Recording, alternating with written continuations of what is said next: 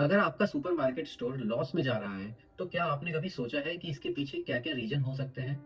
और क्या कुछ ऐसे सॉल्यूशन हैं, जो अगर आप इम्प्लीमेंट करो, तो स्टोर को फिर से प्रॉफिटेबल बनाया जा सकता है? अगर नहीं, तो ये वीडियो आपके लिए है। हम आज इस वीडियो में 7 ऐसे मिस्टेक्स के बारे में बात करेंगे, जिसकी वजह से हमारा स्टोर हमारे लिए लॉस मेकिंग इन्वेस्टमेंट बन जाता है और उससे हम कैसे रिकवर कर सकते हैं। जब कभी भी सुपरमार्केट का प्रॉफिट कम होता है, तो जो सबसे पहला सॉल्यूशन दिमाग में आता है वो है कि हम प्रोडक्ट प्राइस को बढ़ा देते हैं। सुनने में तो काफी सिंपल और लॉजिकल लगता है, लेकिन प्रॉब्लम ये है कि जैसे ही आप प्राइस को बढ़ाते हो, कस्टमर धीरे धीरे आपको छोड़ के दूसरों के स्टोर पे शिफ्ट हो जाते हैं और फिर एक पॉइंट आता है जहाँ पे ना आपके पास कस्टमर बचते हैं और ना ही प्रॉफिट। और इंटरेस्टिंग बात है कि इंडिया के सबसे प्रॉफिटेबल रिटेल चेन में से एक डी मार्ट ये गेम को बिल्कुल उल्टा खेलते हैं। वो अननेसेसरी प्राइस नहीं बढ़ाते, बट फिर भी वो प्रॉफिटेबल रहते हैं। तो क्वेश्चन ये है कि आखिर प्राइस बढ़ाए बिना हम प्रॉफिट को कैसे बढ़ा सकते हैं। एक्चुअली प्रॉब्लम जो है वो प्राइस में नहीं होती, बल्कि प्रॉब्लम होती है सिस्टम में। मैं आपको एक छोटी सी रियल लाइफ सिचुएशन बताता हूँ। एक सुपरमार्केट ओनर थे जिनकी डेली सेल्स थी 20,000 रुपए। सुनने में तो ये अच्छा लगता है। उन्हें लगता था कि वो एक अच्छा डिसेंट प्रॉफिट बना रहे होंगे, लेकिन जब उन्होंने properly margin, wastage, electricity, staff की सैलरी इन सबको माइनस किया, तो एंड में उनके पास दिन का सिर्फ 700 से 800 रुपए ही बच रहा था। मतलब पूरा दिन काम करने के बाद प्रॉफिट बना बेयरली 800 रुपीज। और ये प्रॉब्लम सिर्फ उनकी नहीं है, बल्कि ये problem majority of supermarket owners की है। अब सोचो, अगर आपका प्रॉफिट ऑलरेडी इतना थिन है और उसमें भी थोड़ा थोड़ा पैसा हर जगह से लीक हो रहा है, तो प्राइस बढ़ाने से पहले आपको ये लीकेज को बंद करना चाहिए और यहीं से गेम चेंज हो जाती है। सबसे पहला चेंज जो आप आज से कर सकते हो वो है अपनी थिंकिंग में। आपका स्टोर सिर्फ प्रोडक्ट बेचने की जगह नहीं है, बल्कि ये एक प्रॉफिट मेकिंग मशीन है, जिसमें हर सेल्फ, हर प्रोडक्ट, हर प्लेसमेंट एक पर्पस के लिए होना चाहिए। अब मान लो एक कस्टमर आपके स्टोर में आता है बिस्किट लेने।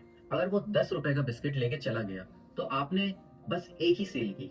लेकिन अगर उसने 30 रुपए का बिस्किट लिया, साथ में एक कोल्ड ड्रिंक उठा ली और बिलिंग काउंटर पे आते ही उसे एक चॉकलेट भी ऐड कर ली, तो आपने एक कस्टमर से 3x रेवेन्यू को जनरेट किया, वो भी बिना उसे फोर्स किए हुए। अब इस मैजिक को कहते हैं प्रोडक्ट प्लेसमेंट। जो चीज कस्टमर को सबसे ज्यादा दिखेगी, वही चीज बिकने के चांसेस सबसे ज्यादा होंगे। इसलिए smart supermarket high margin products को आई लेवल पे रखते हैं और लो मार्जिन एसेंशियल्स को थोड़ा सा अंदर। आपने खुद नोटिस किया होगा कि मिल्क, ब्रेड जैसे बेसिक्स आइटम्स कभी भी एंट्रेंस पे नहीं मिलते। आपको पूरा स्टोर क्रॉस करके जाना पड़ता है उन प्रोडक्ट्स को लेने के लिए। और अगर आपने ये नोटिस नहीं किया, तो अगली बार जब भी आप शॉपिंग करने जाएंगे, तो डीमार्ट में इस पैटर्न को आप जरूर नोटिस करना। अब इस प्रोसेस से होता क्या है कि अननोइंगली आप इस प्रोसेस में 2 से 3 चीजें एक्स्ट्रा उठा लेते हो, और इसे हम कोइंसिडेंस नहीं कहते, ये होता है डिजाइन। और आप भी ये डिजाइन अपने स्टोर में अप्लाई कर सकते हो। अब एक और साइलेंट प्रॉब्लम जो आपका प्रॉफिट खा जाती है, वो है डेड स्टॉक।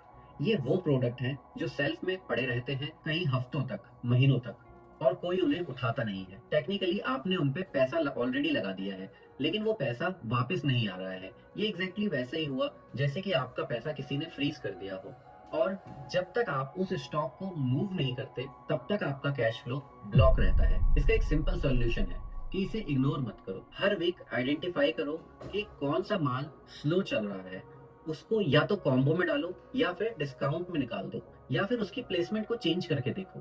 क्योंकि डेड स्टॉक को सेल्फ पे रखे रहना सबसे बड़ा लॉस हो जाता है। थोड़ा कम कमा करके उसे निकाल देना, ये ज्यादा स्मार्टनेस वाला काम है। अब चलिए एक और इंटरेस्टिंग जगह पे आते हैं, वो है आपका supplier.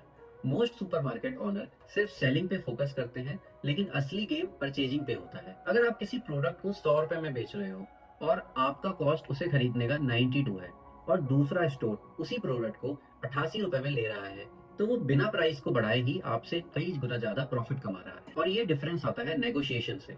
Bulk buying, direct distributor से डील, बेटर क्रेडिट टर्म्स, ये सब छोटी छोटी चीजें लगती हैं, लेकिन एंड में मार्जिन सिग्निफिकेंटली इंप्रूव कर देती है। और एक इंटरेस्टिंग फैक्ट है कि बहुत सारी कंपनीज आपको खुद पैसा देती हैं, सिर्फ इसलिए कि आप उनका प्रोडक्ट प्रोमिनेंट जगह पर रखो। अब एक और जगह जहां से क्वाइटली पैसा निकलता है, वो है वेस्टेज, स्पेशली फ्रूट्स और वेजिटेबल्स के अंदर। आप 1,000 रुपए का माल लेकर के आते हो, उसमें से 200 रुपए का माल जो है वो खराब हो जाता है। 20% का लॉस आपको सेम टाइम पर हो जाता है, और ये लॉस आपको कभी दिखाई भी नहीं देता क्लियरली। इसका सॉल्यूशन कोई ग्लैमरस नहीं है, बहुत ही सिंपल है। आपको डेली चेक करना पड़ेगा, छोटे छोटे बैचेस में आपको सामान खरीदना पड़ेगा, और जो माल थोड़ा सा पुराना हो रहा है उसे जल्दी निकालना पड़ेगा, चाहे थोड़ा डिस्काउंट पे ही क्यों ना हो। क्योंकि अगेन, वेस्ट होने से बेटर है थोड़ा कम प्रॉफिट में निकाल देना। और फाइनली एक चीज जो सब इग्नोर करते हैं, जो कि सबसे इंपॉर्टेंट और सबसे पावरफुल चीज है, वो है रिपीट कस्टमर्स। नए कस्टमर लाना हमेशा एक्सपेंसिव होता है, लेकिन जो ऑलरेडी आपके पास आ चुके हैं उनको वापस लाना ये बहुत ही इजी टास्क है। अगर एक कस्टमर महीने में आपके पास 4 बार आता है इंस्टेड कि वो आपके पास एक बार आ रहा है, तो आपका जो रेवेन्यू है वो ऑटोमेटिकली 4x हो जाता है, बिना किसी भी एक्स्ट्रा मार्केटिंग के। आपको सिर्फ सिंपल सा सिस्टम बनाना है कि आप उन कस्टमर से नंबर लो, उन्हें ऑफर भेजो, उन्हें नाम से बुलाओ। ऐसे ट्रस्ट बिल्ड होता है, और वही ट्रस्ट लॉन्ग टर्म प्रॉफिट बनाता है। और एंड में एक हार्श ट्रूथ है कि कभी कभी प्रॉब्लम आपकी सेल्स में नहीं होती, बल्कि आपके एक्सपेंस में होती है। अननेसेसरी लाइट, इनएफिशिएंट स्टाफ, छोटी मोटी चोरियां, बिलिंग मिस्टेक्स, ये सब मिलके आपका प्रॉफिट धीरे धीरे खा जाते हैं। और आपको लगता है कि बिजनेस थोड़ा सा स्लो चल रहा है, जबकि रियलिटी में आपका सिस्टम इनएफिशिएंट है। तो अगर आप सच में अपने सुपरमार्केट का प्रॉफिट इंक्रीज करना चाहते हो, तो आज से ही इन चीजों को याद रखो। अगर आपको प्रॉफिट बढ़ाना है तो प्राइस बढ़ाने से ज्यादा फायदा नहीं है, बल्कि कंट्रोल और स्ट्रेटेजी से आपको ज्यादा बेनिफिट मिलेगा। जितना कंट्रोल आप अपने स्टॉक्स पे, प्रोडक्ट प्लेसमेंट, सप्लायर और कस्टमर पे लगाओगे, उतना ही आपका प्रॉफिट नेचुरली ग्रो करेगा। क्योंकि स्मार्ट सुपरमार्केट ओनर वो नहीं होता जो अपने प्रोडक्ट को सबसे महंगे में बेचे, बल्कि वो होता है जो हर सेल से मैक्सिमम कमाना जानता है। अगर आपको ये कंटेंट इन्फॉर्मेटिव लगा और आपको अपने सुपरमार्केट को ग्रो करने के लिए ऐसे ही यूजफुल इंसाइट्स चाहिए, तो मुझे सब्सक्राइब करना मत भूलना और इस वीडियो को लाइक करना।